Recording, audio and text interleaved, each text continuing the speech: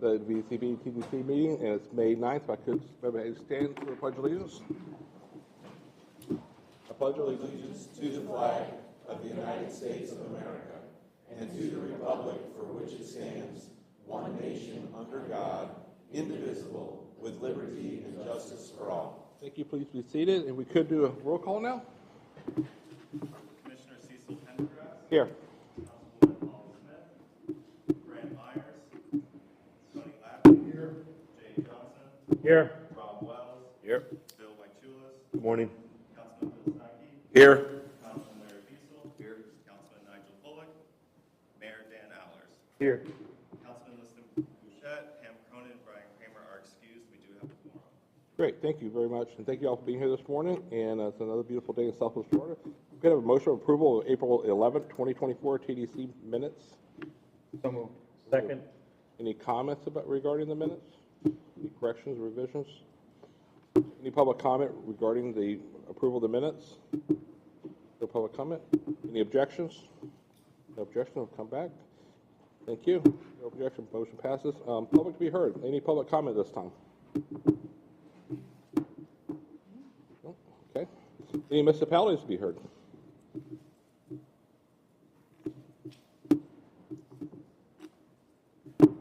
I'm sure Kate Crowell's here, right, Bill? Darn right.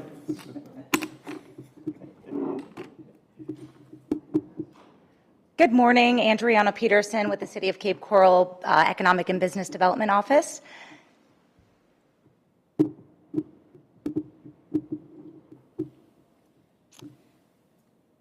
So we are close to July already, and so we started selling tickets for our Red, White, and Boom event. Any vendors who would like to participate can also find information on capeboom.com, but the tickets are available if anybody would like to join in on the festivities for 4th of July. The national headliner is Parmalee as well. Events that we have coming up, we have the Vino Picasso on, May 10th and June 8th. It's $42 per person, and that is going to be at Rotary Park. For more information, you can call 239-549-4606. We also have a mystery trip. It did very well last trip that they did, so that's $59 per person.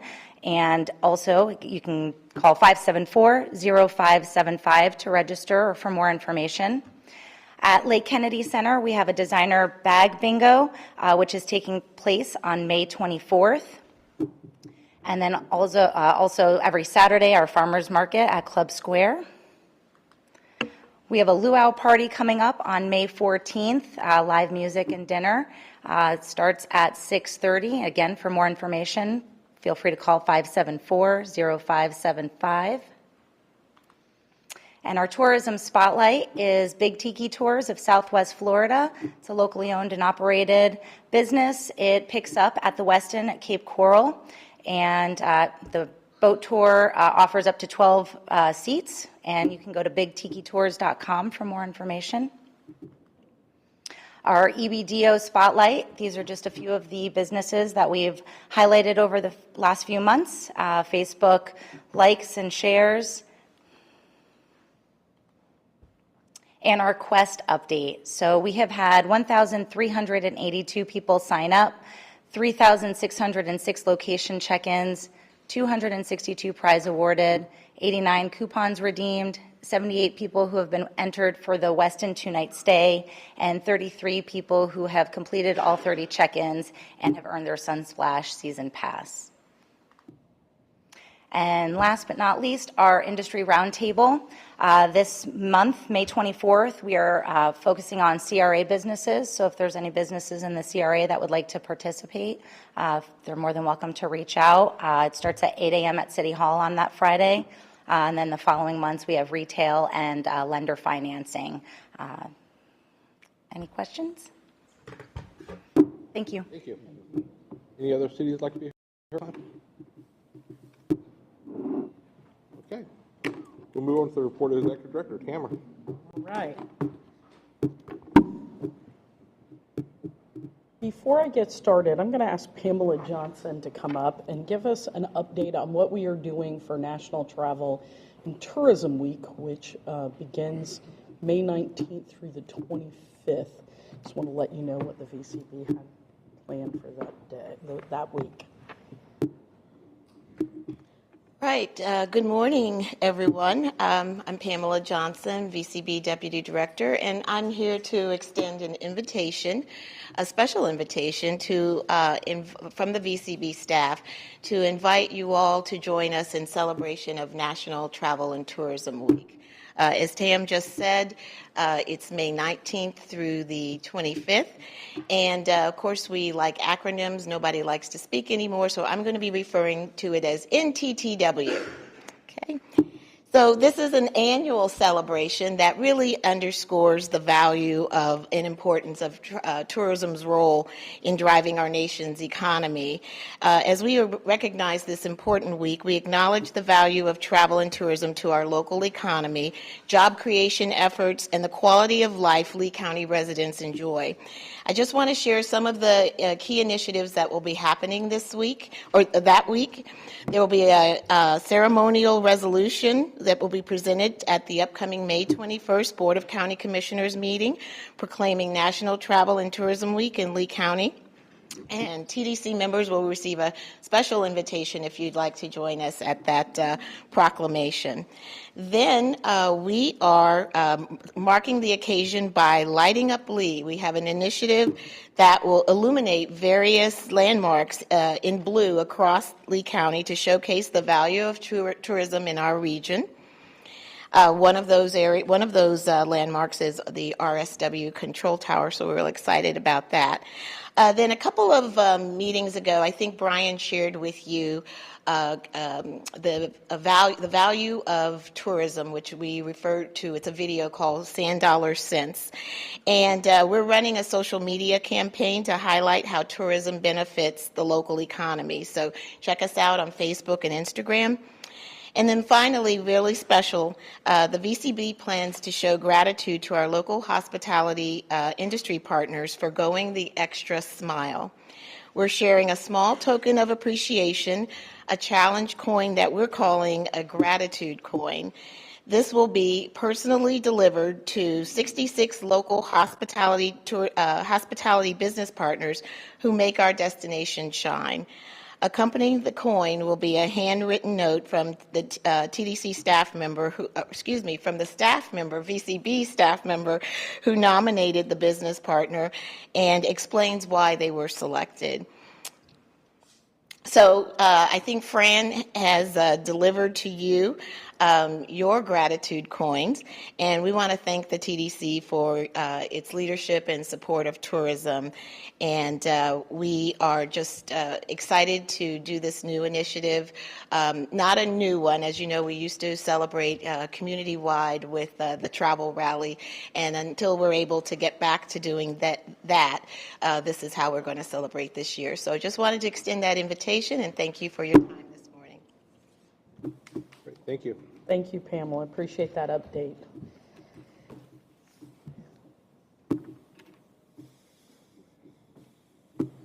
All right.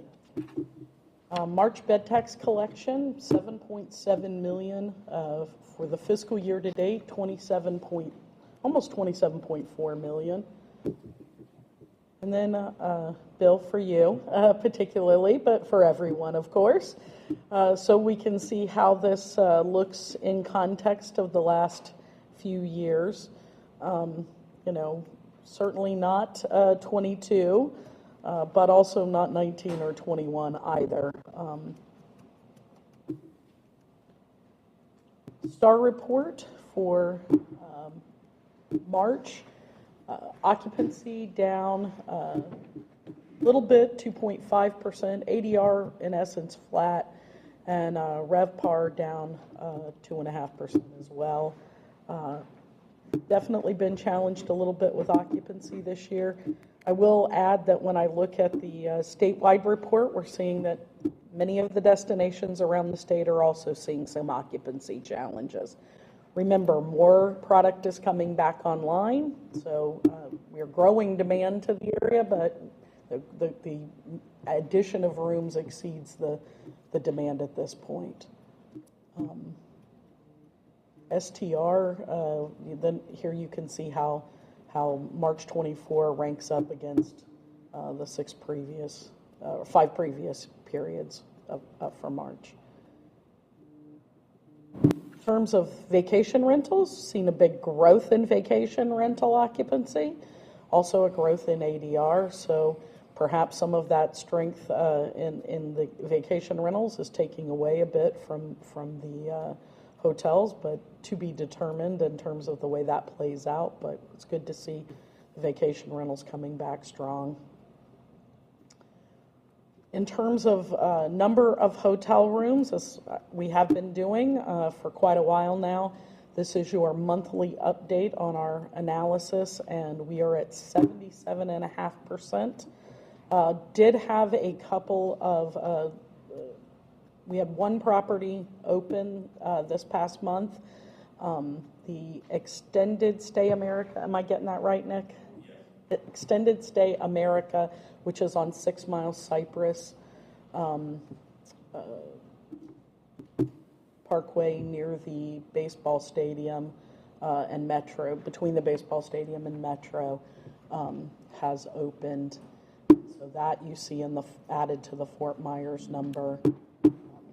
But, you know, onesies, twosies coming in from the islands. So, just 10,000 foot view, this is probably going to get to 80% by the end of the year, and then it'll hold at 80% for the next 3 to 5 years? We do have, I mean, there are, if I remember correctly, about 5 hotels under construction right now inland.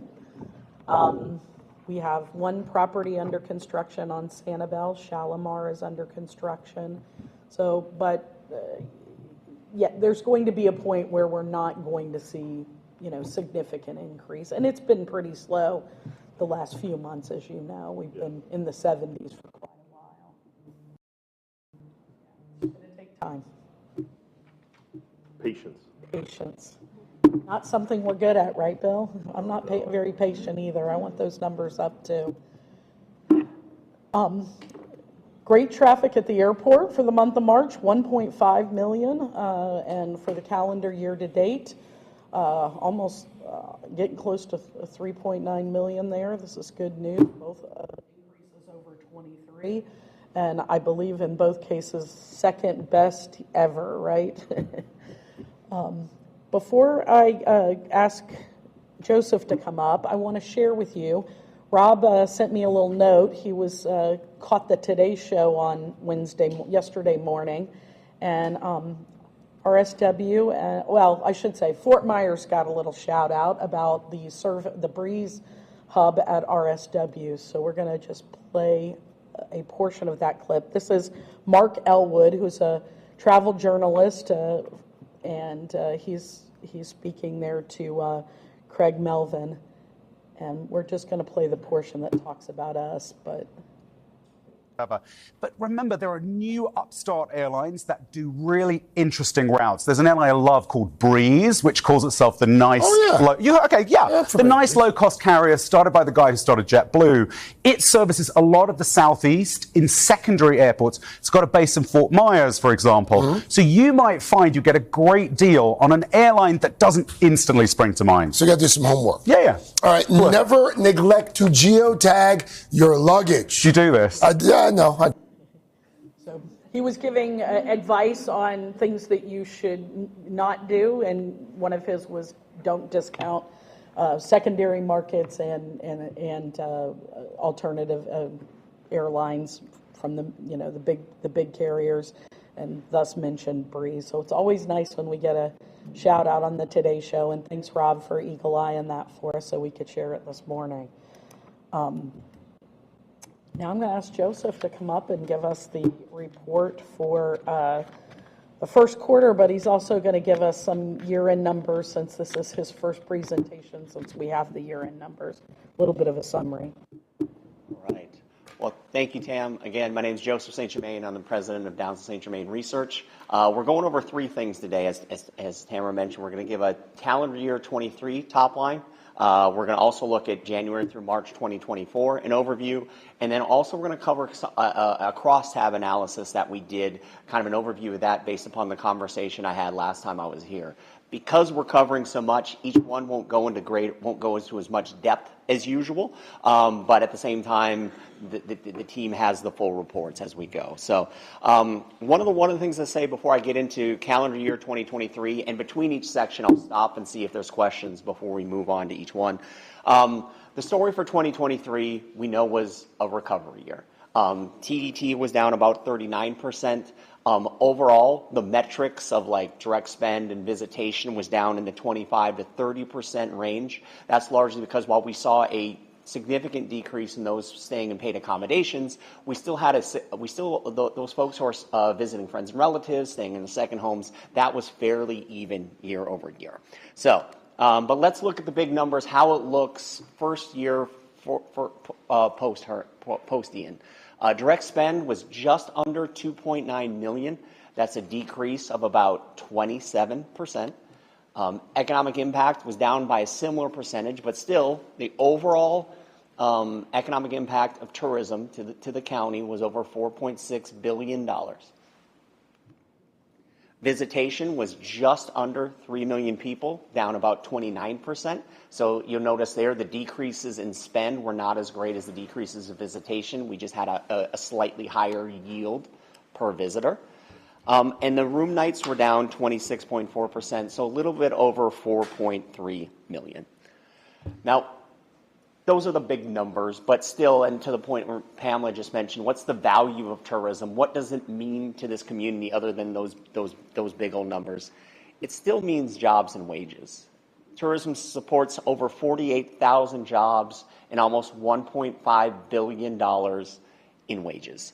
Those are down 30% and 24.5% respectively. The wages aren't, the decrease in wages isn't as much as jobs because in general, wages are going up here, not just in hospitality, but in a lot of different areas. It also supports taxes. In fact, this is one of the data points I always like to bring up when we do an annual study like this. What do you say to someone who lives in this county but doesn't do anything in tourism? And what you can do is say that the tourist saves you money on taxes. In fact, it saves the typical household in Lee County a little bit over $1,000. The reason why I always want to mention that and spend a little time on that, that doesn't show up on their property tax bill. It doesn't show up anywhere. It doesn't say, hey, tourists save you this. But when we look at the sales tax that is being supported by visitors and divide that by the number of households, it ends up being just over $1,000 in tax savings. So there's a lot more to that annual report, but I really wanted to hit the highlights, and I wanted to stop here to see if there's any questions about 2023 before I shift over to January through March 2024. Questions?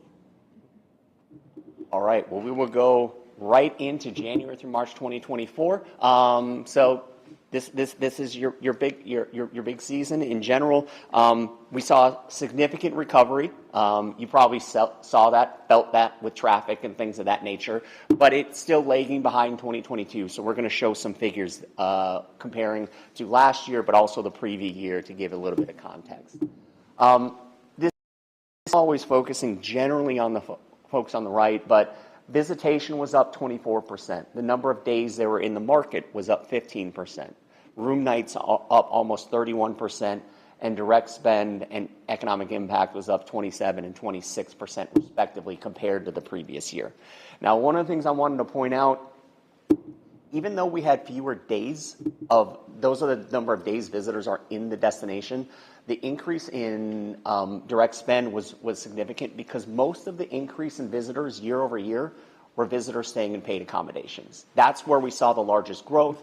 People staying in paid accommodations tend to spend more money overall. So just something I wanted to note. And I'm not going to have time to go through showing all the 5-year graphs, but year graphs bounce up and down because of a pandemic and a hurricane, and you're dealing with more things here than any other destination in Florida is dealing with. But throughout, I'll try to give you a sense of where this stands. This direct spend and economic impact levels were similar to 2019 and 2020. 2019 was that pre-pandemic year. 2020, you were off to a blazing start before we know what happened really in the middle of March. As we compare it to 2022, which admittedly 2022 is really the highest of the highs. I mean, that's one of the things as we look at these metrics, one of the things that we see in 2023 and 2024 was not only were you dealing with hurricane recovery, but there was a statewide normalization in visitation. So that was something that you're kind of dealing with, a couple of things. But as you can see, as we look to the peak of 2022, visitation, visitor days, room nights, direct spend, all down about 25 to 30%. So we're still off from the peak. But as I go back to this, you kind of see what the recovery is getting there. But as the conversation we just had, that was a good one. It's going to take some time to recovery. The fiscal year to date, normally we look at calendar year, but for January through March, it would just be the same. But I did just want to show you this fiscal year to date kind of really shows you how recovery is going compared to early pre-Ian. And you see visitation, visitor days, room nights, direct spend, economic impact, all up. So again, I think the note of what I'm trying to say is you're not there yet, but recovery is happening. You can see it in the numbers. You can probably feel it on a day-to-day basis. As we look at occupancy, ADR, RevPAR compared to the previous year, all up year over year. As Tam showed a minute ago, vacation rentals are driving that a little bit more than the hotels, just because one of the things we've noticed, we saw more people staying in vacation rentals this January through March versus last year, largely due because the vacation rentals took a little bit longer to get back online. A lot of things are still taking vacation rentals are finally kind of getting back to there. So I'm not going to touch on as many things about the visitor as usual, again, due to time, but I do want to touch on a couple of things. The top reasons people are visiting: relaxing and winding, beach, friends and relatives. I do want to note this was kind of the return of the beach as a reason for visiting. You compare this to a year ago, it was about 12% of why people came to the beach, and now we're back to 1%. So again, not all the way back, but from what I heard, talking to some folks this morning, you not only got to see the beach, you also got to see the beach on trucks and everything as they're coming through during this season. As we look at promotions, you still have over 2 in 5 who recall promotions, and almost 20% of all visitors were influenced by recalling promotions. That's around the national average overall. The top sources of recall, internet and social media, are really leading the way, but also travel reviews and blogs, television, and there's a lot of other mediums. Just anytime I'm up here, I want to focus on the highlights. I do want to take a second to talk about transportation, because one of the biggest increases year over year compared to January 2023 was the percentage who flew. That was up about almost 2/3 of your visitors flew to the area. That was up from like 59% last year. And then as we looked at the metrics of January, February, and March, at least what RSW supplies, like that is almost at those 2022 levels. And that's even though you're still recovering from the storm. And so not only do 2/3 of your visitors fly, 56% travel through RSW. As we look at the profile, I really want to look at the origin regions. Where we saw the biggest growth was the Midwest and the Northeast. Midwest up to 42.5% of your visitors. And I also want to note the increase in international. The percentage increase in international was only like 1.5 percentage points, but that represents an increase of 18,000 more international visitors, because we saw an increase in visitation altogether. So in general, we are seeing international come back. The international visitation was up about 33% overall. Top origin markets: Minneapolis, St. Paul, New York, Boston. In Detroit, seeing Minneapolis, St. Paul, Boston during spring training. Not surprising. These are generally some of our top markets, but I did want to note those given spring training. The experience itself, the top accommodations, hotels and motels, and condos and vacation rentals were about the same based upon those who we interviewed. But the biggest growth, as I mentioned earlier, was amongst vacation rentals. Last year, about 20% of your visitors stayed in vacation rentals. This year, over 31%. So and again, that's something that Tam mentioned. We looked at those vacation rental figures. The average length of stay was a little bit shorter. Almost a week for your typical visitor. Granted, I will always note for January to March, that gets inflated a little bit because you have snowbirds. Snowbirds was about 1/8 to 1/10 of your visitation, so that brings up that number. But 1 in 4 were first-time visitors, and 20% have visited more than 10 times, which is about the same compared to last year. And finally, I'm going to spend a little extra time on the post-trip evaluation because this is where we saw the greatest change year over year was visitor satisfaction. All these metrics went up significantly. 91% were likely to recommend the area, but more importantly, I always look at that top box. Who are very likely to recommend the area? That was at 60% compared to 44% last year. That's a 16 percentage point increase. The percentage who are very likely return was at 64% compared to 49% last year, a 15% increase. Those who are likely to return in January through March 2025, 54% are very likely compared to 44% in 2023. So these metrics, and I'm about to tell you some more, up significantly. We don't see these increases very often. Part of it is we had a full another year for hurricane recovery, of course, but I do want to note it is significant, especially when we get to concerns here in a moment. I just want to focus on the positives briefly. The percentage who are very satisfied were 59%. That's up from 49% last year. That's plus 10%. The percentage who were very satisfied with their customer service was 58% compared to 45% the previous year, up 13 percentage points. And the percentage whose hotel exceeded paid accommodations exceeded expectations, 38%, up from 31% last year. And again, the reason I focus on these, you have these big numbers of 94% satisfaction and 92% satisfaction with customer service. The reason I like to focus on that top box, that very satisfied, those are the ones who are more likely to go home and tell other people about their trip. If they're satisfied, if it was okay, if it was good but not great, they're less likely to do that. So that's why I want to focus on that. So not only did more people come, spend more money, they were much more satisfied, which means they are more likely to come back, and they're also more likely to tell other people about the trip. And then finally, I did want to mention visitor concerns. About half of your visitors mentioned traffic as the least favorite part of your visit. Stories that I've heard just from talking about 4 people. It sounds like it was a busy time on the roads. We not only had your local residents, your snowbirds who are in town, plus it sounds like there's a lot of trucks moving sand and things of that nature. So, but that is higher than normal. At the same time, these are visitor concerns. They need to be noted. I think it's important, but also I don't want to lose the fact that your overall satisfaction was up significantly. High prices, nearly 1 in 5 mentioned high prices, I believe is on this board. That's one of those things. You're always going to have some people mentioning high prices, and that's just kind of how it goes. And about 1 in 6 manage damaged buildings. But I do want to note that 1 in 4 said there was nothing they disliked about the visit, which is kind of the standard year over year. Again, this is another whistle-stop tour through January through March, but I wanted to stop here before I give a little bit of background on some of the cross-tabulations that you folks asked for. But any questions on January through March 2024? Yes, sir. Joseph, actually, I want to go back to your slide on jobs and wages. Yep. Everybody hates seeing negative numbers, but if you look at that, it said that we were down 24.5% in wages and salaries. Isn't that number being skewed by the fact that we don't have enough people to fill positions? Oh yes, I'm sure. I mean, one of the that's one of the things. Really down. Yeah, that's one of the things with. I mean, I think it is down somewhat just because you don't have as much spending in the economy and things of that nature.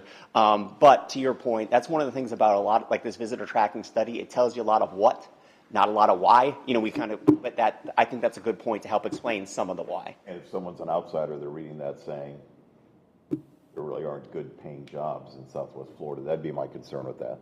And I mean, I will say one of the other things about the jobs and wages number, it's largely leisure and hospitality, but it supports jobs and wages in other markets as well. There's finance, people finance, all the things that we're doing. There's construction, there's property taxes in there, so supporting firefighters and police and teachers as well. So, but it's a good point. The large majority are in leisure and hospitality, but it's not just those jobs. Thank you. Just to piggyback on that, it might be a good idea to compare unemployment rate in the same periods that would illustrate, the fact that while the employment is down numerically, it's not down availability. So maybe to couple that up to make sure that that's not misperceived. Number one, the question that I had was on the slide where it talked about average stay of 7.1 days. Is there some way in there that we qualify that number with those people that come for an extended stay, particularly during spring training, or for those people that are snowbirds? What happens with those? How does that affect those numbers? In the full report, we break it out, and really because of that, what we do in January through March when we're calculating averages, we cap the stay at 30 days, even though we know some people are staying beyond that, just to give you a better sense of what the typical visitor is staying. Because if we take to your point, instead of reporting mean averages, we could report medians, which may be a better idea of what the typical stay is. But yeah, we can break all of those out. They're just it becomes how many ways do we want to cut. But they're in there now. Yeah. That was my question. Yeah. Yes. Yeah. They're in there. One more question on the jobs. As I look at that number, to me, it looks like they're identical to the rooms not available since the hurricane. Yes. Yeah. Are the construction jobs that are getting the businesses back open considered it as a tourism job? They won't be in there. So, indirectly, we're employing more people that are doing the reconstruction that don't necessarily show up. Well, we've lost the workers in the business. Construction category. Right. Jobs. They're not going to be in the hospitality category. But they're building the tourism-based businesses. But you're looking at hotels on Sanibel, Fort Myers Beach. That's a big chunk. Oh, 100%. And you don't take all the restaurants. No question. That's what I see. It's definitely the damage from the hurricane that impacted. And the Airbnbs and VRBOs of the people that would have been cleaning those and maintaining them.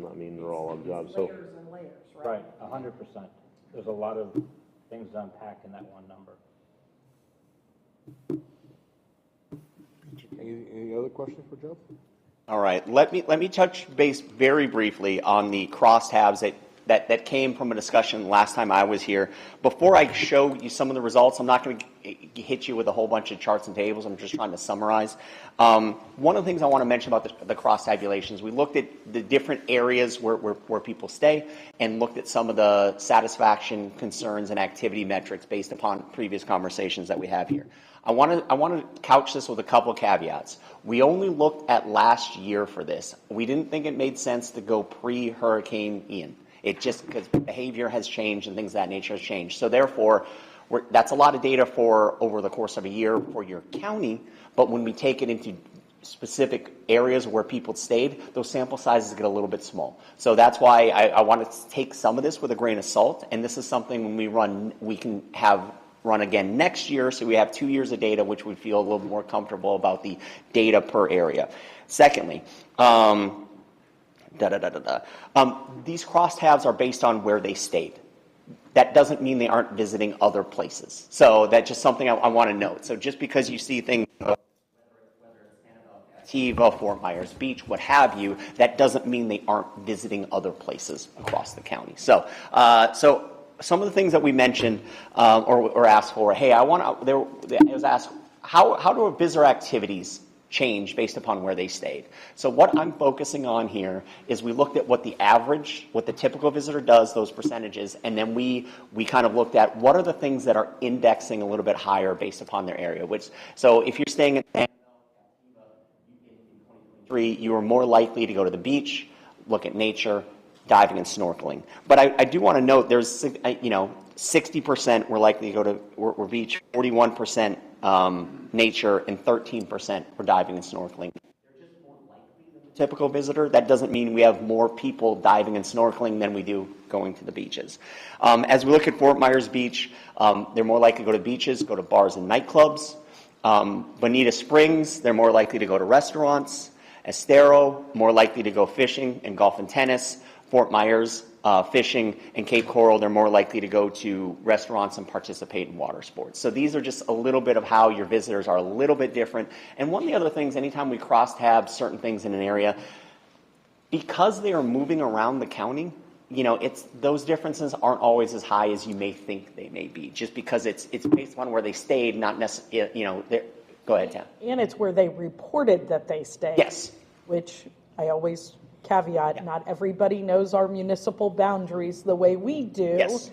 So, you know, I think when we say Fort Myers, sometimes that may be a bigger area than the city of Fort Myers, or when we say, you know, do our residents, do our visitors exactly know Estero from Bonita, you know, those municipalities that are very close to each other. They don't always know. So does that mean then that someone that reportedly stayed in Bonita Springs and went to restaurants, mainly in Bonita Springs, but while they stayed in Bonita Springs, they went to Captiva to enjoy the beach, and they went to Cape Coral to go kayaking, that's only showing up under Bonita Springs? Correct. Information? Correct. Yes. Yeah, we can't get that level of granularity with a survey like this. Like, we can't see where they're going and what they're doing exactly. We can ask them where they're staying and what they're doing. You know, so I'm like, you know, I am more, if people come and they participate in golf and tennis, I can tell you they're more likely to have stayed in Estero, but I can't tell you where they went to play golf or tennis, for example. Gotcha. Just like the water sports. Yep. For the Cape Coral visitor could be at, you know, not in Cape Coral, Yep. it could be somewhere else, but they say they stayed in Cape Coral and they enjoyed water sports. Right. So it's one of the things we want to be responsive to this request, but there's certain limitations to what we also asked, like, were there concerns that were differences by area? For Sanibel and in Captiva, people more likely to be concerned about insects compared to the typical visitor. Granted, they were out in nature a little bit more, so that tends to Fort Myers a little bit more. Fort Myers Beach, a little bit more worried about beach seaweed. They were on the beach more than others. Bonita Springs, when I say nothing stands out, it was just their numbers were very similar to what the typical visitor says. That's not a statement about Bonita Springs. I want to make sure that's very clear. It's just they were very similar to your typical visitor. Somebody said boring, I say outstanding. Yes, and I yes, That's correct. yes, and I will say, of all the areas, they were the more visitors who stayed there were more likely to say there was no issues. I mean, it was close, but just again, I just want to make sure that's clear in case. I didn't want someone to circle that and take that out of context, so I appreciate that. Estero, more likely they were more concerned about high prices. Again, one of the things about high prices is that's a matter of expectation and a matter of what they think. You know, someone may be paying $800 a night and not think that is high, and someone may be paying $200 a night and they may think that price is high. Just again, I'm trying to give you some additional context. And Fort Myers and Cape Coral, I want to note across all of these areas, traffic was very high. Highest amongst folks who stayed in Fort Myers or Cape Coral, traffic was a bigger concern. So, and again, that's one of the things I want to note about indexing is traffic was still high for all of these. It was just highest for Fort Myers and Cape Coral. And finally, your satisfaction metrics. Satisfaction metrics in Sanibel and Captiva had the highest top box, meaning the highest rates of very satisfied, most likely to return. And it's just one of the things I always want to note about that, especially for people, you know, that's the place that's having so much recovery, so you just have less people there than maybe what they're accustomed to, which may have led to higher satisfaction. And then every other area had high satisfaction. They were just similar to other places, so nothing really stood out from a cross-tabulation perspective. So, any other questions on the crosstabs? I just want to give a brief overview, Rob. So, do you remember seeing any variance to origin markets based on where the survey was taken? That we didn't run, but that's something that we can. Yeah, I think it would be interesting because I know a lot of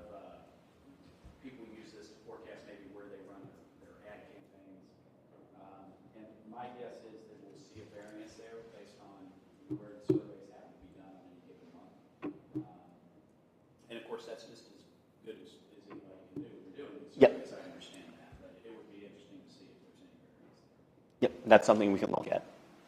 Joseph, just to remember, this was done just for this year. Yeah, sorry, that was January through December 2023 when we looked at that data, because that was a big chunk of data. So that was, we focused on the last calendar. Okay, last calendar. Yes. So it wouldn't have included, for example, this last January through March where we saw like the traffic concerns go up a little bit. Not a little bit, plenty. But it's a great question. To have enough data to do those breakdowns by area, we need that full year of data. Yep. And you can't look back at 23, weird year. You can't look back at 22. So I think, when we get to the end of 24 and then we can look at that collectively, then I think it's better data. Yep. You don't like small sample sizes, and unfortunately, the nature of the beast, because we have so many areas to get finite about, then you get really small sample sizes. So I caution you to put a lot of emphasis on this data because it is a really small sample size. And yes, you said that to begin with, but I'm going to reiterate. No, and it should be, because that's one of the things. It's just such an important piece, because if you don't worry about sample sizes, it's just a number. We want to bring meaningful data to the fold, so it's just something to. Roughly how many surveys are you doing a month? Approximately, it's about 900 a quarter. We usually go a little bit over, so over the course of a year, that was approximately 4,000 surveys. But then it's broken down, we had more people staying in Fort Myers, so that sample size was a little bit higher, so it's based upon where people are staying and things of that nature. I know that was a lot. Any other questions? Thank you, Joseph. Thank you very much, as always. All right, with that, I conclude my report, sir. Thank you. Move on to the Jeff Milkey next. Report of Force Development. Thank you, Mr. Chair. Good morning, Council. Today we're going to discuss January, February, March of this year. All 3 months were really solid at some of our peak historical numbers. So January highlights 14,500 hotel room nights with 13,000 visitors, about a $6.7 million direct spending. Highlighted some of our key events with Perfect Game. MLK weekend was almost 5,000. All the Major League Baseball fantasy camps coming back is always a great boon for us during January. And then you'll see at the bottom, January, we actually hosted the most single number of events, 20 in the month of January as we ever had. And there is our trend line, and you can see it's up there where it's supposed to be. Going to February, 10,000 hotel room nights filled with sports tourism events, $3.5 million direct visitor spending. A lot of that did come through Roy Hobbs Sunshine Classic. Most of you know his October, November World Series. He's also got a very strong product here in February. We are still working strongly with Florida Youth Soccer, even considering the Kelly Road situation. We had 3 FYSA events, totaling almost 2,000 hotel room nights, and we did squeak out, I think, by 60 room nights, our best February ever. I think you can see the next slide. So again, up there with some of our best years historically. And heading to March, which we don't spend a ton of resources and times chasing after sports tourism business in March, just due to the fact that our hotels are full and we'd like to spend our resources at other times of the year, but still a strong March, 8,000 hotel room nights sold, $3.7 million of direct visitor spending. Almost all of those room nights come through Gene Cusick Classic, which is owned and operated by our Parks and Rec department. It's baseball and softball college teams coming down during spring breaks. Perfect Game had a small event, and we also had a hockey championship down at Hertz Arena. So trend line there. And then I will mention a couple things. Again, seeing so soon after Hurricane Ian, having 3 months that are almost near the top of our of our economic impact standards. There's a lot to do, and I say it a lot, is a lot to do with our Parks and Recreation partnership. And Max here today, and Kathy, and I just wanted to say thank you to them. And this quarter was especially challenging for everyone, I think, because the Ag Expo took on so much of our resources and time and effort. I want to say specifically thank you to Tommy Castle from our team. He even put a suit on for today.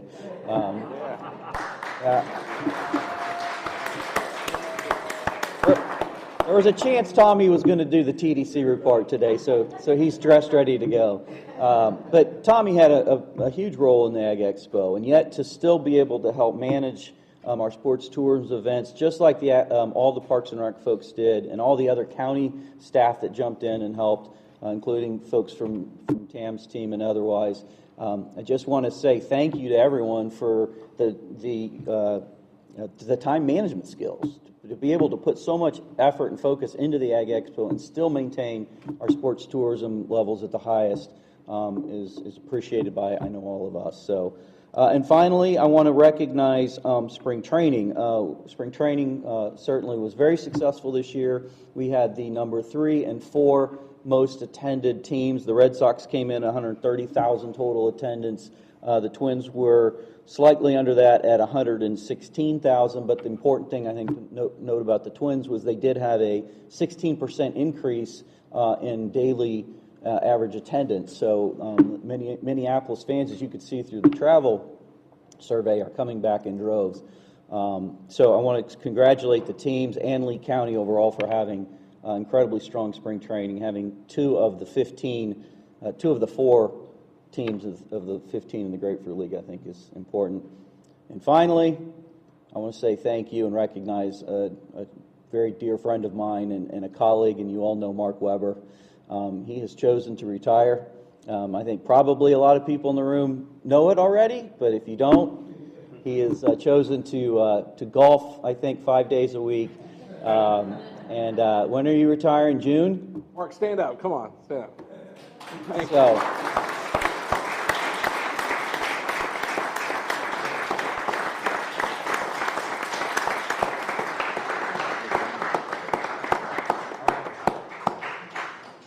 Mark has been our liaison to the TDC, to a lot of things we do community-wide, sits on a lot of boards, has been the face of Minnesota Twins in our community on a daily basis, and has been so partner-oriented with Lee County. And I just want to recognize that and say thank you, Mark, for everything you've done for us. TDC for all the support that you've given the Minnesota Twins, not only the past decade that I've been here, but since 1991. As you can see in the slides that they put up before, Minneapolis-St. Paul is the #1 DMA coming into this market in January, February, March, but I believe on an annual basis also. So the Minnesota Twins are, proud to be partners with Lee County. It's been a great public-private partnership.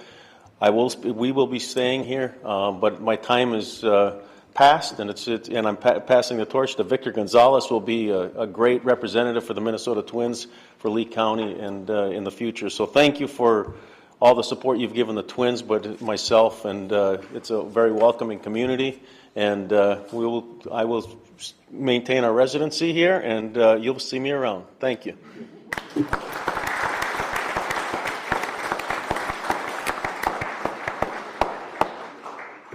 Chair, that's my report. Thank you. Yeah, Mark, congratulations, and thank you for everything you've done. I know you've been, even before I was on the board, I knew you from my city side, and you've been a key asset to everything and the success in Lee County for the Twins and for our community. And thank you for choosing Lee County for your home. And if you ever get a chance, if I get some free time, give me a call for golf, and love to get out there one day.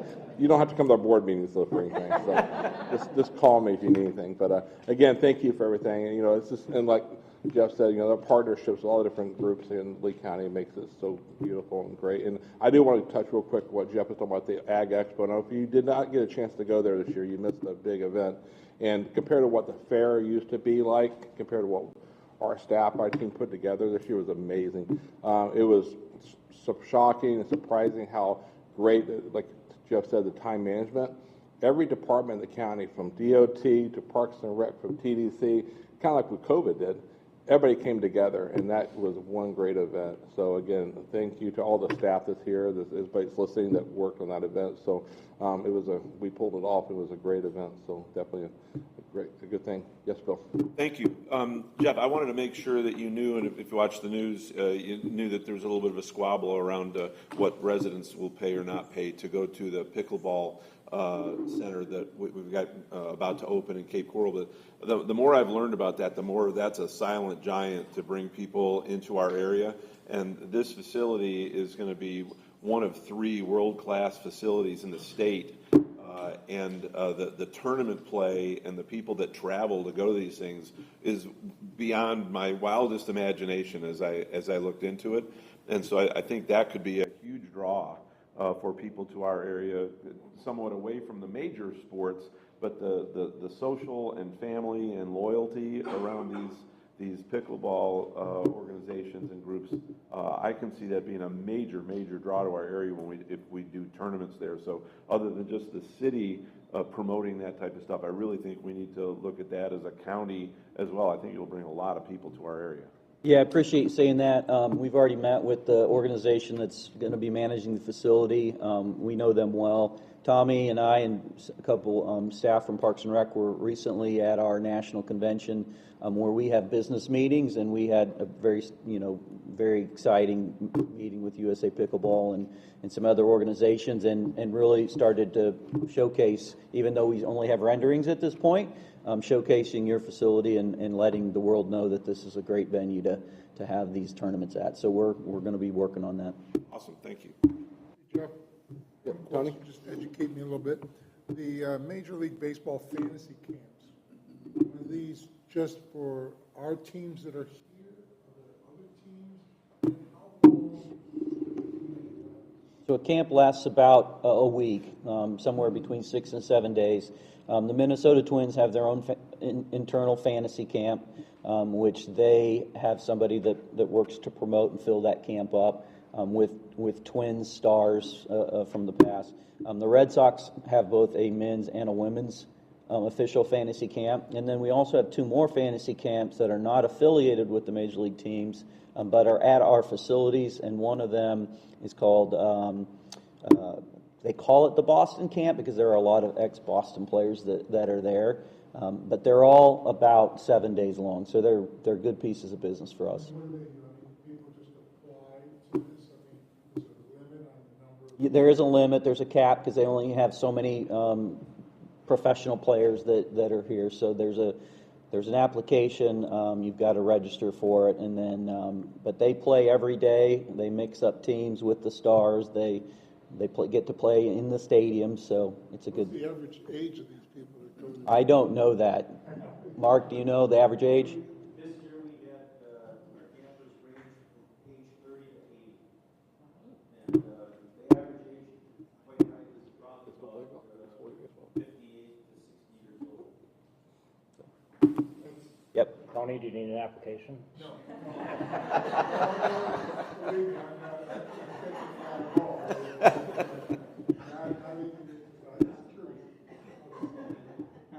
Stick with golf and pickleball. Fishing, there you go. Okay, thank you. Anything other questions before we move on? No? Good. Okay, we're going to new business. We have to get a motion approval for the quarterly fiscal year 24 budget report in April. Sarah?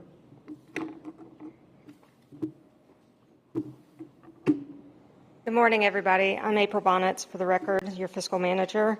Today I'm going to provide an overview of the Q2 budget reports for the operating business units, VCB's operating, the Beach and Shoreline operating, and the Sports Development operating business units.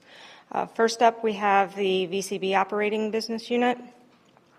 And Q2 spend rate is pacing right at 46% of the budget. No significant activity to call out, but we have added a line at the bottom for the aid to the chambers impacted by Ian. Next slide is the Beach and Shoreline. So the Beach and Shoreline is pacing right at 39% of the budget. No significant variances to call out there. And the next business unit is Sports Development. and they are pacing right at 51% of their budget. And also, we didn't see any significant items to call out there. And that concludes everything that I need to report on. Does anybody have any questions? I have one. On data processing, is that front-ended on, and this is in the VCB first report, is that front-ended in the first quarter and then the third and fourth will be less? Yeah, that's mostly our software.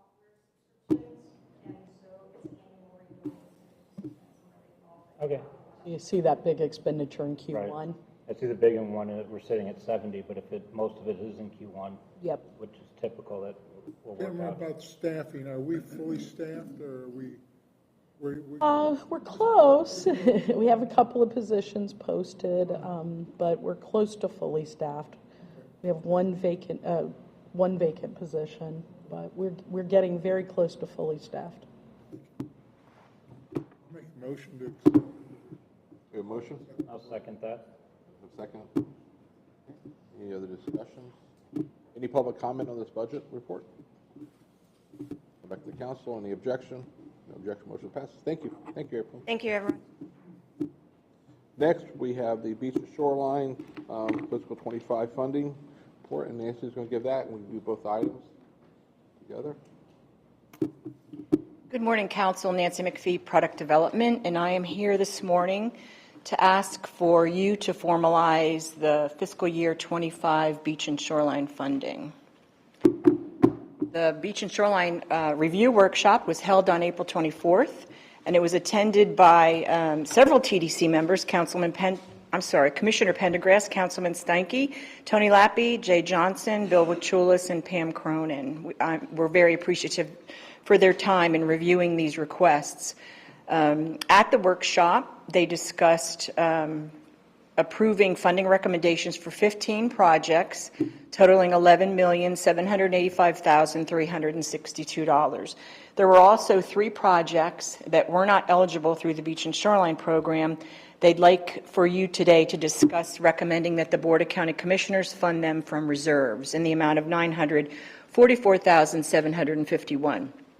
But first, we need to make 11 legislative findings. So I've been told by Andrea that I can read them each, and you can move them all together at the end, but I will pause in between each in case you have questions on any of them. This is a part of the eligibility process for the funding requests.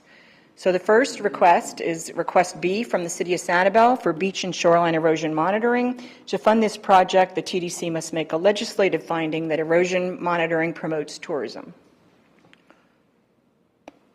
The next request is C from the Captiva Erosion Prevention District for their Captiva Beach Park maintenance request. To fund parking lot and vehicle maintenance, TDC must make a legislative finding that such expenditures will improve, maintain, or restore beach park facilities and promote tourism.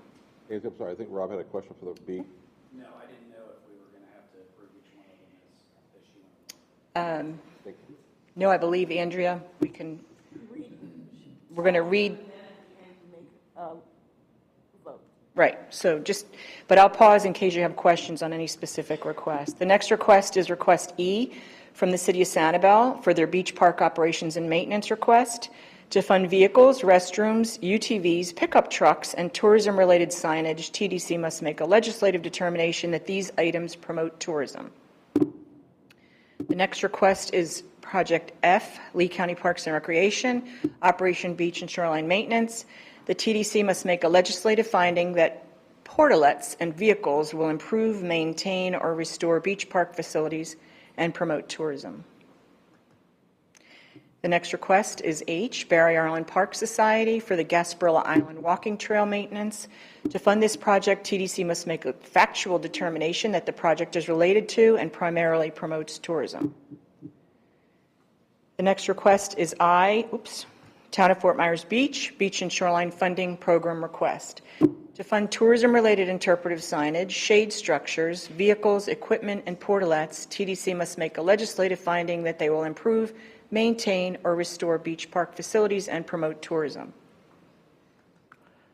The next request is K, Gasparilla Island Administration, golf carts for park maintenance. And Bill, we did confirm that they will have lithium batteries in them.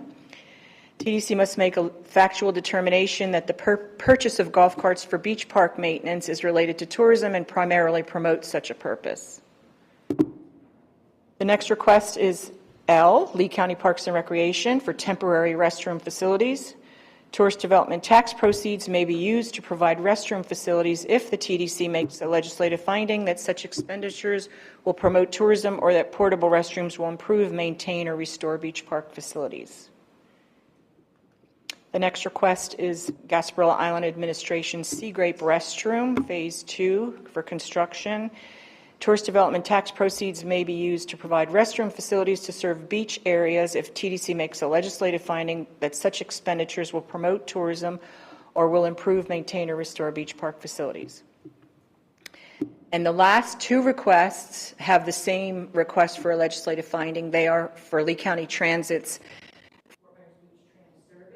and then also a capital request for a new tram. To fund both projects, TDC must make a legislative finding that there is a clear and direct relationship between the promotion of tourism and the particular transportation service being offered. Rob?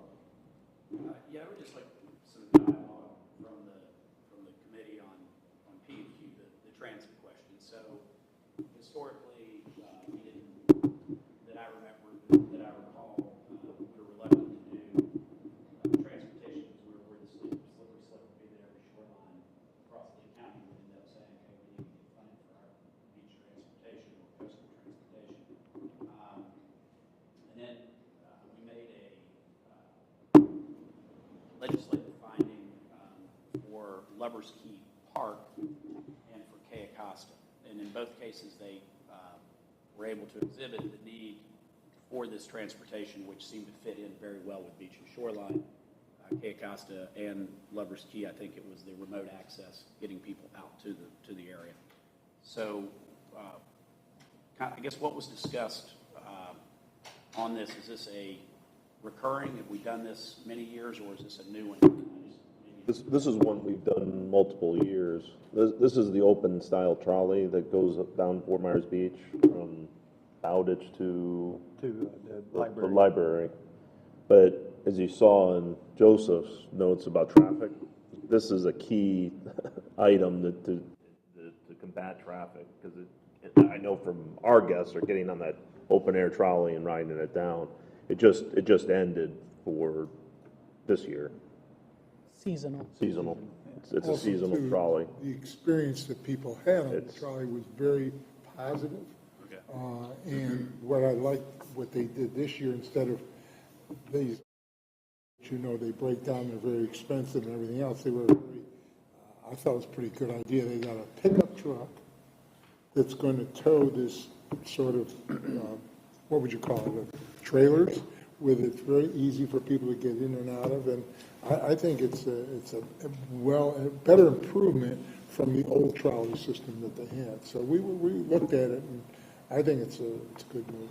Kind of like conch train, like the, doing the keys, kind of like a conch train. Yeah, kind of like type of an experience. It's a better usage, less breakdown, less maintenance, when they don't have a truck to use for just tourism.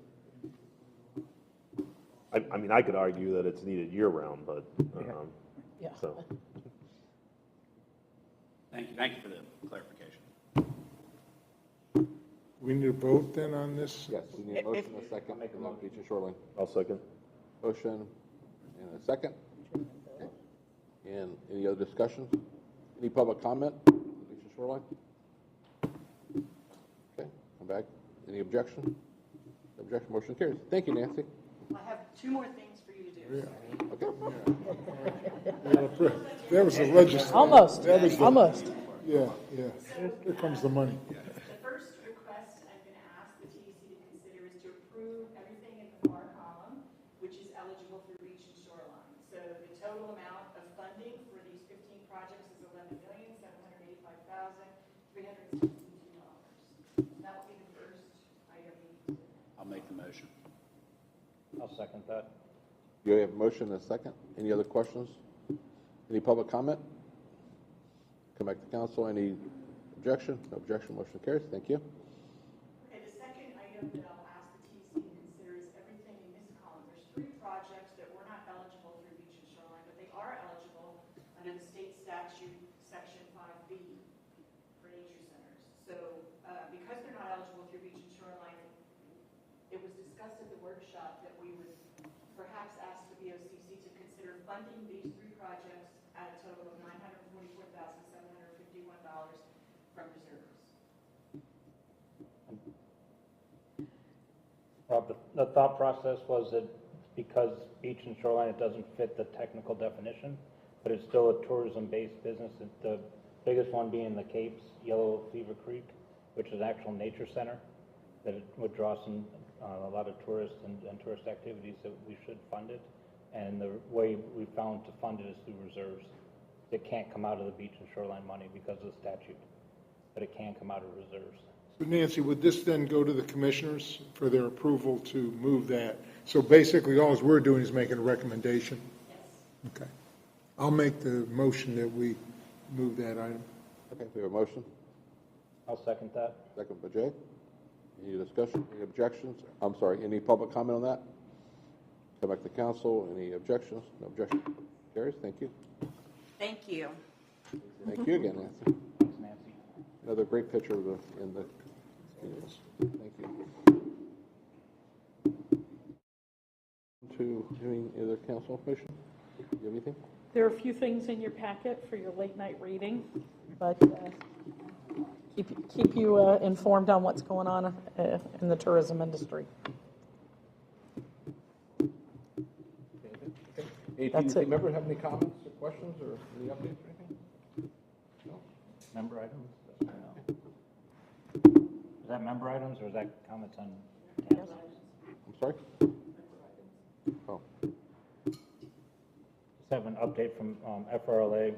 The lab-grown meat bill was recently signed by the governor, which prohibits the sale and manufacture of lab-grown meat in the state. That was one of the FRLA priorities for the year.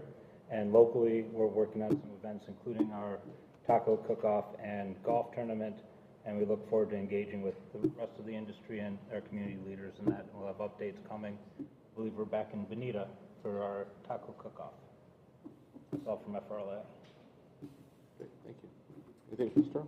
City of Bonita, obviously this is our year celebrating our 25th anniversary, and our birthday is not actually till December of this year, but we just had Celebrate Bonita, largest turnout we've ever had, beautiful day, thousands of people. We were surprised, but the Sheriff's Department was not busy at all because everybody was in such a good mood, well behaved, and that's always a good thing. So we're looking forward to that continuing. Something we're very proud of and I think is important to even our entire community is our Memorial Day event this year. We have, and I think I'd mentioned it before, the former commanding general of the 8th Air Force, and for those of you that are military people, his name is Lieutenant General Bob Elder, Robert Elder, 3-star general. And when we were all kids, we remember Strategic Air Command. Well, that's what he commanded, and he was the first commander of the development of Space Force, which has now become Space Command, which is now Space Force. He is our guest speaker on Memorial Day. That is at 9 a.m. on Monday morning, Veterans Day, the 27th, and at Riverside Park.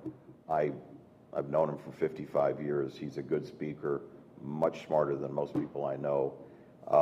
And I think having someone of his gravitas being our speaker will, our veterans will appreciate it. So I would invite all of you to come.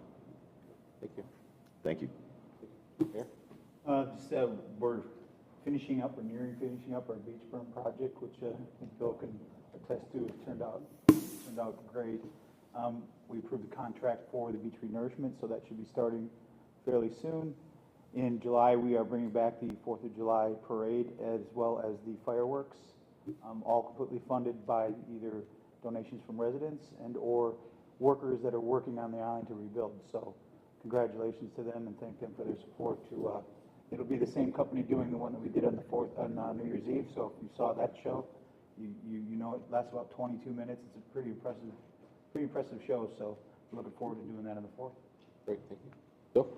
We're excited to be hosting Scotty McCreery. The VCB and iHeart just announced. If you don't know who he is, he's won American Idol, and I think he's got the #1 hit right now, right, in the country. So that'll be September 29th.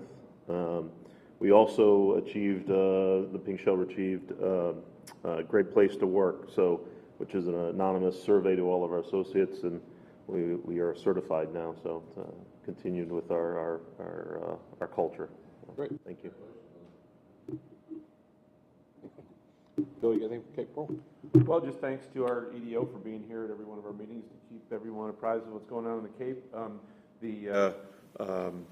We just approved our pier rebuild and gave direction. We actually chose to remove the pilings that were damaged rather than just repair them and replace new. The permitting process will take a little bit longer to do it that way, but it'll then stand the test of time. So we're happy to have that. Of course, the beach has been open with the pier. The addition of bringing the pier back, that will gain a lot more attraction to our beach area there. The yacht club rebuild continues and garners more and more public support. We had our second of 2 public meetings 2 nights ago, and that went very well. Kimberly Horn, our designer, has done a great job of making renderings and AI videos of what it's going to be like when it's redone. So that's all coming back on track, and of course the Racket Club is just going to be an amazing addition to our area. So we're happy to do that, and I already talked about that earlier. So thank you. Just quickly, we are about to break ground on our first entertainment district on property that the village purchased in the last couple of years. We're starting to deal, or not starting, we are in the process of dealing with our own staff with the rules that we have set in place, finding what developers have been going through for a long time, getting through the permitting process, and this public-private partnership has been a little bit of a challenge for us, so we appreciate what developers are going through. So we're seeing our own rules come back. We're about there. We're already started. Good, thank you. Yeah, I was wondering, in light of some of the commentary on the negatives, for instance, namely, if it wouldn't be a worthwhile discussion to potentially bring somebody in from the DOT to discuss briefly some of the major intersections and projects that are going on. I think about Sandville Causeway, I think about Colonial, Mount Lachey, and there's a lot of things going. There's a lot of things in the media that are not in the media, they're, I guess, on social media that there's really no truth to it. One great example would be somebody posted the 4-way stop at Pine Island Center. The problem was it was actually the Colonial 75 exchange, and then there's tons of comments from all these islanders about how crazy that 4-way stop is. And so somebody just lifted one thing and posted it to another. If people, if council thought it was worthwhile, spend 20 minutes or something on these meetings. Yeah, that's a great topic, and maybe in the future we could have Rob Price, for example, come to one of our meetings and give an update, because most of the elected people in this council knows what's going on with their MPO and stuff. Like right now, a lot of people don't realize over the next 5 years, our Lee County budget for transportation is $4 billion. That's just Lee County. That's not counting the MPO projects, Benita Springs, Cape Coral projects. So you got in state projects, for example, you mentioned Colonial, which is a state project, and we all deal with that every day, and that's running about 1.5 years behind, I believe, because it's a state project, and that happens. I know we dealt with it a couple of years ago in Estero with Corkscrew at I-75, but when you see all the improvements we're doing over the next 5 years with the extension of Three Oaks out to Daniels, Alico Road extension, Birch Store Road, and the new bridges, traffic will get better. It's just, we had such an influx of people here the last 5 years with the COVID happening. We had the downturn, then more came here, and growth was falling growth basically on transportation projects. But then we got kind of ahead of ourselves because more people came here. We expect that for 21 and 20. But yeah, we'll do that in the future. But we'll get that out in like 10 minutes. Rob from Price, our DOT director, and give an update. Because if you're not involved with MPO, you're not sitting and seeing the projects, and that's the problem. There's a lot of misinformation. People, obviously social media. We don't set policy based upon social media, but people, they continue to filter that out. And that's our hardest part of our job as an open council. People do the same thing, is trying to get the correct information out to citizens. And so many different venues to get people information out, from Facebook to Instagram to social media, Snapchat, and local news, local papers. So there's so many different sources trying to get the same story disseminated out is just really a challenge, though. But when the projects were done, people were happy. We dealt with it with the roundabout and gateway. People thought it was the worst thing. People are doing weddings out there now. But the point is, people just don't like change. And people, you get 1% of the population that is dense on next door social media, and that's what people hear. Bill's shaking his head. I know they deal with that a lot in the Cape and different areas. And Estero has their challenges, their group of people. Benita has their group of people, and we deal with it countywide. So, but there's a lot of projects going on, and once they're all facilitated and completed, you'll see some changes now. The bridges, obviously, that's something else for the Pylon, Matlacha, and the Sandoval Causeway. It's something no one expected 2 years ago. So, but those are getting done. Yes, sir. Commissioner, I think one of the things that I keep hearing over and over again is when people find out that we have these projects and that they're moving forward, they're shocked that we can't get them done in 6 months. Right. Road projects. I mean, educating the public to that. It is frustrating. I mean, if you look at the permitting, the process, we all have to go through the regulatory process, and then trying to go through the procurement process and get the people in place, and then trying to get them in place and get them. We have those challenges at the airport. We have Steve and Carol here today from the airport. We have those challenges there with just the labor part of it, trying to get the contractors in place and get the job done. I was sitting there at Colonial and Fowler yesterday and watching the workers, and everybody knows the story, 8 workers and 1 person shoveling, and this is kind of like, okay, guys, let's get these turn lanes done here.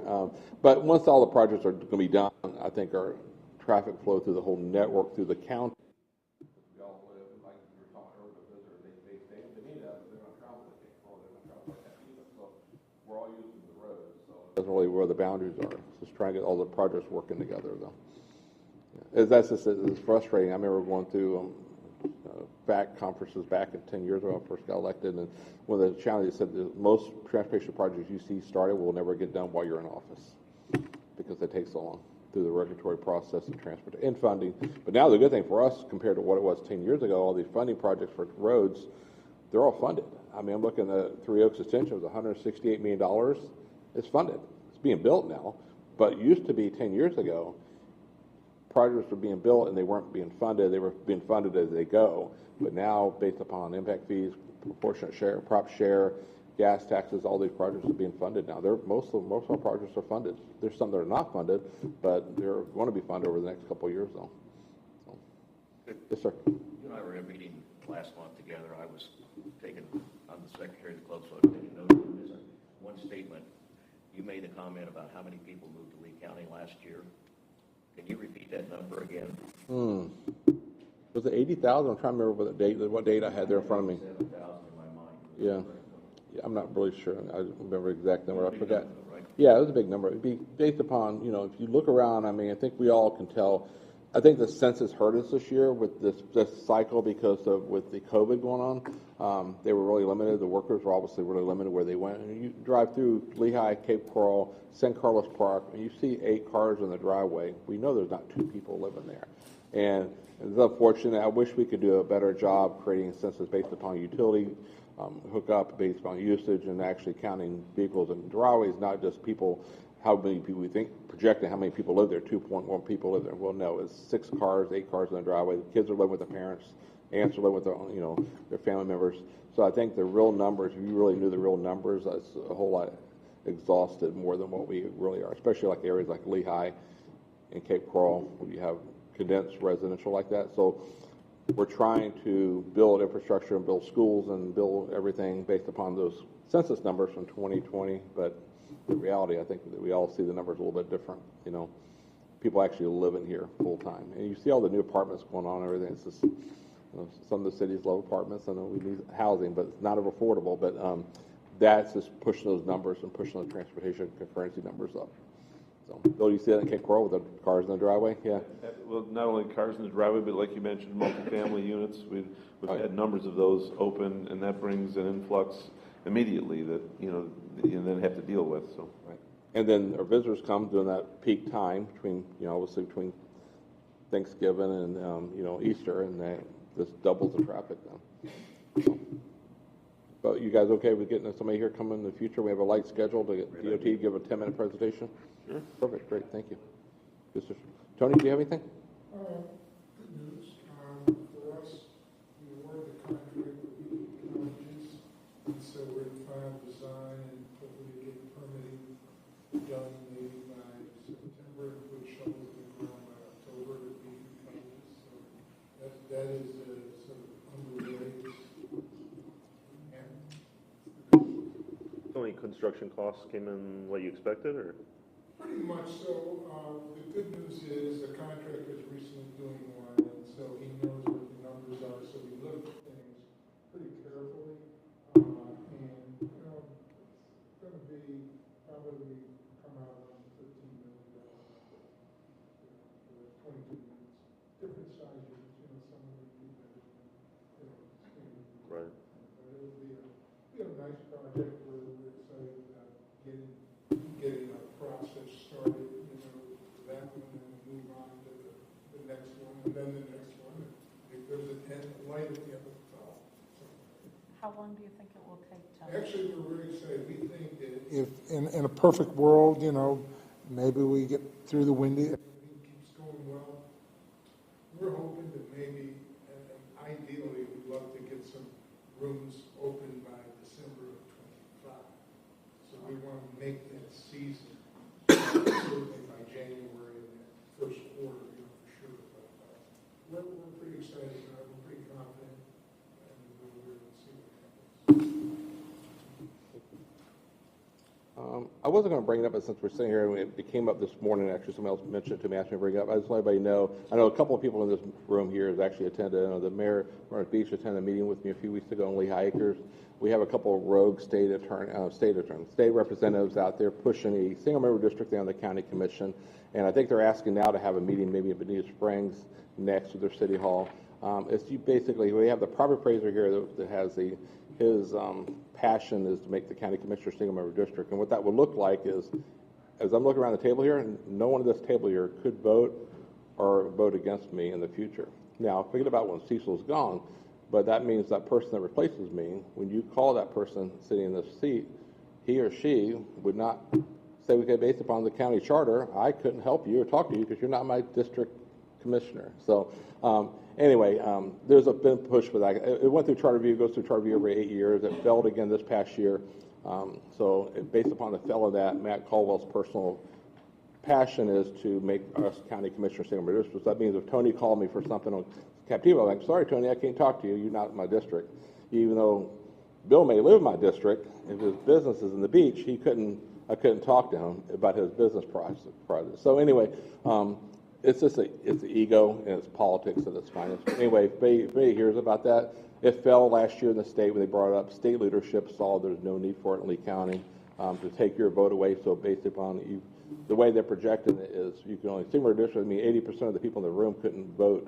You would lose your vote before the commission. And I personally, when I'm out of office, I don't want to lose my vote to vote against the other four that can raise my taxes or build that road next to my house. So, and I don't think you as council people would want to have that, lose that relationship, because picture dealing with commissioners that it's not in your district. If you really think the commissioners in Norfolk Myers or Cape Coral are going to talk to somebody in Bonita Springs or Estero, they could care less. Right now we have accountability with everybody being elected at large. So it's just, it's unfortunate, but we have to go through this every couple of years, and it's for own political reasons. So politics at its finest. Yes, Bill. I'm happy to chime in from a different angle. We've had the same effort happen in Cape Coral, and I think Cape Coral and Lee County are similar in the sense that we are still growing, and there's not equal amenity and availability in every area in Lee County, just like there isn't in Cape Coral. And so for me, it's important for me that a leadership body, in your case, county commission, in ours, city council, our horse is pulling the wagon in the same direction, and that everything is coordinated and there's an understanding of who needs what when. And so I still believe at the county level and at least and at our city level that those leaders need to consider all of the members of society, if you will, and decisions need to be made with everyone's best interest in mind. And it's not time for us to play jump ball. And that I believe is what happens if you go to single member district at the county level, and in our case in the city level, you've got 6, 7 people that are playing jump ball, trying to only benefit a segment of the population. So I couldn't agree with you more. Yeah, can we imagine sitting in MPO and we're doing a road project and the person after me would care less about how Burnstone Road is completed or how project in Benita Springs, and think about the transportation long-term network when you have that lose the respect, to lose accountability. When I'm sitting here voting on something that doesn't matter. In that case, why it'd be like a Naples City Council person voting here that has no input in our county. So it's the same thing. It's just it's unfortunate, but thank you for understanding. I know the realtors are coming out against everybody else, and it probably will die off again like it did last year. But Matt's pretty determined to keep talking about it, trying to get some type of stage to talk about it, so they can pick and choose their candidates for the future. And it's just not right to do that. So I've actually had some representatives say they're having. How do we find our candidates if they've run countywide? Well, my job isn't made to be easy. If I run countywide or district, it doesn't really make it. Should be an easy way to run for office. So it's unfortunate they think that way. They can't knock on all the doors, they said. So I'm not sure why is that important. You can't knock on all the doors in Benita Springs. Well, some try, but they get arrested. But just a trespass. Sorry. I appreciate Bill stepping up to the plate, and I'll say personally, yes, I've been reached out to, and I look at over 2 decades here. And the communication between county and the municipalities has never been better than it's been in the last 5, 6 years. I'd hate to see that go away. Yeah, it's just really unfortunate. And Matt didn't do this when he was in the House member for 8 years because he knew how unpopular it was. He knew he'd be running for a state cabinet seat in the future. I mean, going back, I remember sitting with Matt before I was elected back in 2008 and 2007. We did PACs together for other issues and stuff. And, it was an issue back then because they weren't in the eye of the Republican Party locally. And I'm not going to get into politics. They weren't recognized because they weren't countywide. And it bothers some people that everybody in this room, if you live in Lee County, you can vote for me or vote against me. And it's political ego. They didn't like that they don't have that audience, and they want to take that away from the county. So, and it's also contractual too. If you go farther into the Lee County, making the county mayor that would have sole authority and veto the Board of County Commissioners' power to make sure this contract for this septic or sewer company or this utility company gets the contract. So it's all, you see all this money coming to the counties and cities with the hurricane. I know Dan's probably dealing with it down the beach with all the new development and investors and people coming in. Everybody wants to slice that pie, the $2.2 billion DBG funds that lucky we got from my helicopter ride with the president. The point is, all that is just a driving force behind all this stuff. On top, they're going to talk about representation, but there's not to this day I know anybody in Lee County that's contacted my office has not been represented. So, if you live in Alva, Pine Island, it doesn't matter. Call them off. Good thing is we don't have to worry about FEMA, right? Yeah. Anyway, so on a positive note, I just want to make sure everybody's aware of it. It's not going anywhere as of now. We got a lot of support on the state side. Last year, the leadership in Tallahassee and our senator, Pasadena, and Senator Albritton was really forthcoming that they did not support it. It should be that's a local home rule. The state should be making that decision. That's like the state trying to make decisions for the city of Cape Coral. That's not their job. They should not have their authority within the preview. Our job is for county, and their job is state. So they should be focused on that. So I respect home rule. So anyway, thank you. Anybody else have anything else? Great. Thank you. We'll be adjourned. See you next month.